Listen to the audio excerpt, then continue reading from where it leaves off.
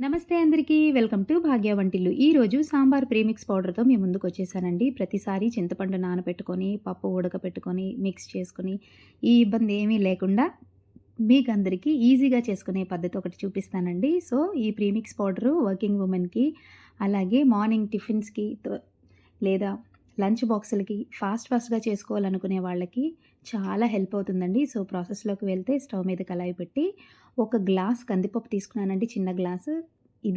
ఈ కందిపప్పు బాగా క్రిస్పీగా ఫ్రై అయినంత వరకు మాడకుండా ఫ్రై చేసుకొని ఒక ప్లేట్‌లోకి తీసి చల్లారపెట్టుకోవాలి. అదే గ్లాస్‌తో 1/4 గ్లాస్ ధనియాలండి. ధనియాలు కూడా క్రిస్పీగా మనం ఫ్రై చేసుకోవాలి. సో, ఇందులో ఒక మెయిన్ టిప్ అండి. ప్రతీదీ మనం లో ఫ్లేమ్‌లోనే ఫ్రై చేసుకోవాలి. అండ్ అన్నీ క్రిస్పీగా ఫ్రై చేసుకోవాలి, మాడకుండా. ఇది మాత్రం గుర్తుపెట్టుకోండి. సో, ధనియాలు కూడా మనకిక్కడ ఫ్రై అయిపోయినాయండి. ఇవి కూడా మనం ముందుగా పప్పు తీసుకున్న ప్లేట్‌లోనే వేసుకొని చల్లారపెట్టుకోవాలి. సో, అదే కళాయిలో మనం ఇప్పుడు 1/4 స్పూన్ అండి, అంటే పావు టీ స్పూన్ మెంతులు వేసి కొద్దిగా ఫ్రై చేసుకోవాలి. అలాగే ఇదే టైంలో మనం 2 టీ స్పూన్స్ పచ్చిశనగపప్పు అండి.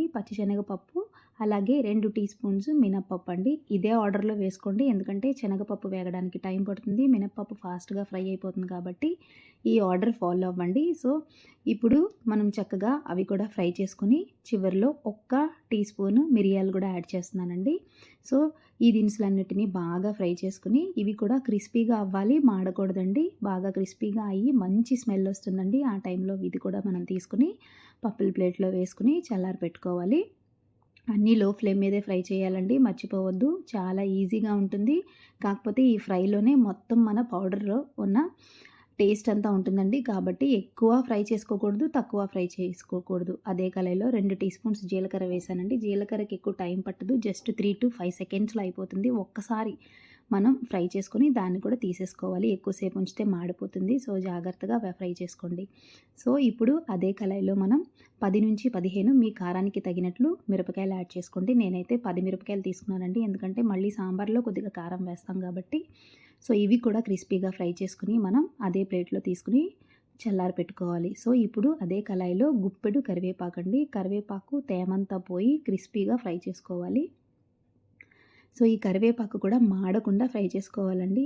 లో ఫ్లేమ్‌లో చేస్తే మనకి ఇవేవి పప్పులు గానీ, లేకపోతే ఆకులు గానీ మాడకుండా చక్కగా తేమంతా పోయి మనకి క్రిస్పీగా అవుతాయండి. ఈ విధంగా క్రిస్పీగా కరివేపాకు కూడా ఫ్రై చేసుకొని, దాన్ని కూడా మనం పప్పులు వేసుకున్న ప్లేట్‌లో వేసేసుకోవాలి.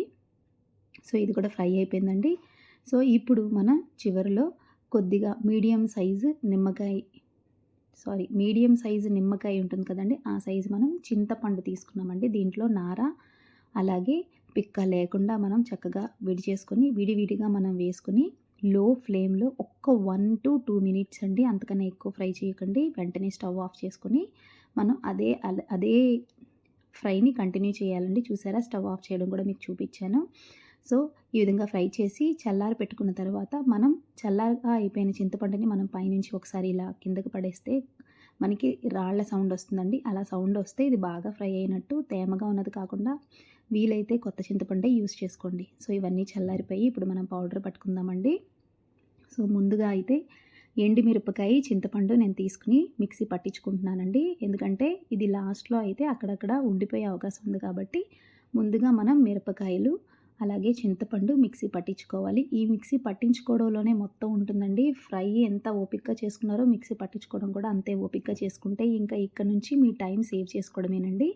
సో, ఈ విధంగా బరకగా వచ్చినా ప్రాబ్లమ్ లేదు. కంటిన్యూస్‌గా మనం 2-3 సార్లు మిక్సీ పట్టిస్తాం కాబట్టి మెత్తగా పౌడర్ అయిపోతుంది. సో, మీరు పెద్ద మిక్సీ జార్ తీసుకుంటే మొత్తం అంతా ఒకేసారి వేసుకుని మనం మిక్సీ పట్టించుకోవచ్చు. లేదు ఇలా చిన్న జార్ తీసుకుంటే కొద్దిగా వేసి మెత్తగా మిక్సీ పట్టించుకోండి. సో, ఇది మనం మిక్సీ పట్టించుకున్న తర్వాత మెత్తగా ఒకసారి మీరు చెక్ చేసుకోండి. మెత్తగా అయితే ఓకేనండి. లేదు అంటే దీన్ని మళ్ళీ బుల్లెట్ మిక్సర్‌లో మీరు మిక్సీ పట్టించాల్సి ఉంటుంది. సో, నేనైతే ఇక్కడ ఇది మిక్సీ పట్టించాను.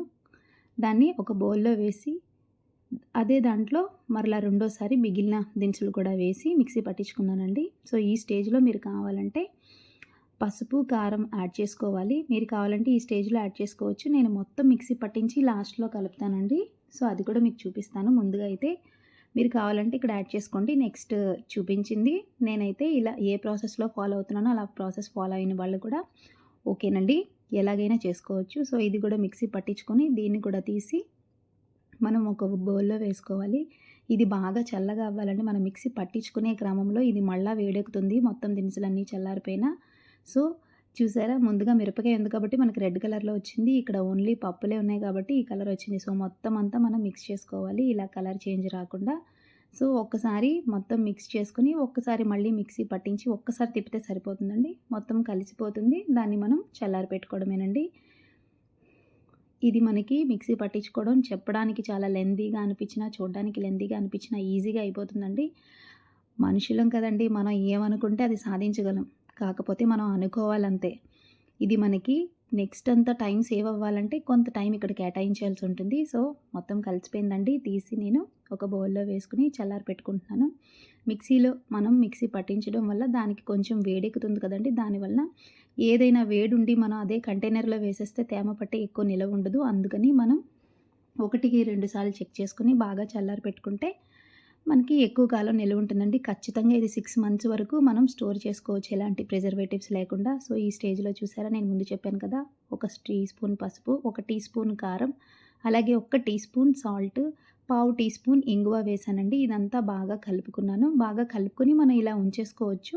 నేనైతే బుల్లెట్ మిక్సర్‌లో మరొకసారి వేస్తున్నాను మొత్తం కలుపుకోవడానికి. ఆల్రెడీ ఈ మిక్సీలో వేశాను. ఇంకా ఎక్కడైనా చిన్న చిన్న గుండలా ఉండిపోతే అది పూర్తిగా ఈ మిక్సర్‌లో వేయడం వల్ల మెత్తగా అయిపోతుంది. మీరిలా ఉంచేసుకున్నా ప్రాబ్లమ్ లేదండి. చూసారా ఈ విధంగా మెత్తగా కలుస్తుంది. అందుకనే నేను మరొకసారి ఇలా కలుపుకున్నాను. అంతేనండి. మన సాంబార్ ప్రీమిక్స్ పౌడర్ రెడీ అయిపోయింది. చాలా సింపుల్ అండ్ ఈజీగా ఉంది కదండీ! ఇది చేసుకునేటప్పుడు మనం కొద్దిగా టైం కేటాయించుకుంటే లంచ్ బాక్సులకు గానీ, లేదంటే ఆఫీసులకి వెళ్ళేటప్పుడు గానీ చేసుకోవడానికి చాలా ఈజీగా ఉంటుంది. సో, దీన్నంతటిని ఒక్కసారి ఒక 5, 10 నిమిషాలు బాగా చల్లారి పెట్టుకొని, దాన్ని ఎయిర్ టైట్ కంటైనర్‌లో వేసుకొని స్టోర్ చేసుకోవడమేనండి. ఖచ్చితంగా 6 నెలలు మీకు ఎలాంటి ఇబ్బంది లేకుండా చక్కగా వాడుకోవచ్చు. మీరు ఎక్కువ క్వాంటిటీ ఒకవేళ చేసుకోవాలి అనుకున్నారనుకోండి, దాన్ని మీరు మిల్లుకి ఇవ్వాల్సి ఉంటుంది. సో, తక్కువ క్వాంటిటీ చేసుకుంటే ఇలా ఇంట్లో మనం చక్కగా నెల రోజులకు ఒకసారి గానీ, 2 మంత్స్‌కి ఒకసారి గానీ ఇలా చేసుకొని స్టోర్ పెట్టుకోవచ్చు. సో, ఇప్పుడు సాంబార్ కూడా చూపిస్తానండి. ఒక పావు గ్లాస్ పౌడర్ తీసుకున్నాను. సో, దాంట్లో 3 గ్లాసుల వేడి నీళ్ళు వేయాలి. సో, ముందుగా ఒక గ్లాస్ వేసి బాగా ఉండలు లేకుండా కలుపుకొని, తరువాత ఒక 2 గ్లాసులు వేసుకున్నానండి. మీ కన్సిస్టెన్సీ మీరెంత పలచగా తింటారో అంత పలచగా వేసుకోండి. థిక్‌గా కావాలనుకున్న వాళ్ళు థిక్‌గా వేసుకోండి. నేను మరీ థిక్‌గా తినను కాబట్టి ఇంకొక గ్లాస్ వేసుకొని 4 గ్లాసులు వాటర్ బాగా మిక్స్ చేసి పక్కన పెట్టుకున్నాను. ఇప్పుడు స్టవ్ మీద కళాయి పెట్టి నెయ్యి, ఆయిల్ 2 మిక్సీలు వేసుకున్నానండి. ఈ కాంబినేషన్ చాలా బావుంటుంది. సో, దీంట్లోనే పోపుకి ఆవాలు, జీలకర్ర, అలాగే ఈ సాంబార్ ఆనియన్స్, అలాగే టొమాటో, పచ్చిమిరపకాయ కూడా వేసి బాగా కలుపుకొని మనకి కావాల్సిన వెజిటబుల్స్ అన్నీ ఇక్కడ యాడ్ చేసేసుకోవడమేనండి. సో, మీరు ఏ కైండ్ ఆఫ్ వెజిటబుల్స్ యాడ్ చేసినా చక్కగా ఇలా కుక్ చేసేసుకోవడమేనండి. చివరిలో కొద్దిగా కరివేపాకు వేసి బాగా ఫ్రై చేసి సాల్ట్ ఆల్రెడీ ప్రీమిక్స్ పౌడర్‌లో వేసాం కాబట్టి ఎక్కువ వేసేసుకోకండి. ఈ కాయగూర ముక్కలకి కొద్దిగా తక్కువ వేసుకుంటే అది మనం యాడ్ చేసినప్పుడు సాల్ట్ అడ్జస్ట్ అవుతుంది. సో, దీన్ని కూడా బాగా కలుపుకొని మూత పెట్టుకొని మగ్గించుకుంటూ ఫ్రై చేసుకోవాలి. ఇది 3-4 మినిట్స్ ఇలా మగ్గించుకున్న తర్వాత దీంట్లో మనం ఒక పావు టీ స్పూన్ పసుపు, అలాగే పావు టీ స్పూన్ కారం అండి. అందులో కారం వేసాం. అందుకనే నేను ముందుగా మిరపకాయలు తక్కువ వేశాను. సో, ఇక్కడ కూడా కారం వేసుకుంటాం కాబట్టి వేసుకుని, కావాలనుకుంటే సాల్ట్ ఇక్కడ మీరు మరొకసారి చెక్ చేసుకొని వేసుకోండి. లేదంటే మూత పెట్టి చక్కగా ఇలా మగ్గించుకొని, ఆ కాయగూరలు మునిగినంత వరకు కొద్దిగా వాటర్ పోసుకోవాలండి. వాటర్ పోసుకొని బాగా కలుపుకొని మూత పెట్టి మగ్గించుకోవాలి. చూడండి 2, 3 నిమిషాలకి మగ్గిపోతాయండి ఈ వెజిటబుల్స్. సో, చూసారా అన్ని వెజిటబుల్స్ కుక్ అయిపోయినాయి. ఈ స్టేజ్‌లో ప్రీమిక్స్ పౌడర్ మనం ముందుగా కలిపి ఉంచుకున్నాం కదండీ! దాన్ని ఇక్కడ యాడ్ చేసుకొని బాగా కలుపుకొని సాల్ట్ కావాలంటే అడ్జస్ట్ చేసుకొని మూత పెట్టి మగ్గించుకోవాలండి. అంతే ఒక 3-4 మినిట్స్‌కి మనకి బాగా బాయిల్ అయిపోతుందండి సాంబారు. చాలా బావుంటుంది. ఇది అచ్చు మనం చేసిన సాంబార్ నార్మల్‌గా పప్పుతో చేస్తాం కదండీ! ఆ సాంబార్‌లాగే ఉంటుంది. సో, చివరిలో కావాలనుకుంటే బెల్లం వేసుకోండి. నేనైతే వేస్తాను. వద్దనుకుంటే స్కిప్ చేసేయొచ్చు. సో, చివరిలో కొద్దిగా కొత్తిమీర వేసి మనం సాంబార్ సర్వ్ చేసుకోవడమేనండి. కాకపోతే నాకు ఖచ్చితంగా ఆనియన్ తాలింపు అంటే చాలా ఇష్టం నెయ్యిలో. కాబట్టి నేనైతే ఇక్కడితో సాంబార్ ఆపను. ఖచ్చితంగా మరొకసారి పోపు పెట్టుకుంటాను. సో, దీన్ని తీసి చక్కగా పక్కన పెట్టుకొని, మనం పోపు కోసం మరొకసారి స్టవ్ మీద వేరే కళాయి పెట్టుకొని, దానిలో కొద్దిగా నెయ్యి వేసుకొని, యాజ్ యూజువల్ అండి మనం పోపు వేసుకుంటాం కదా!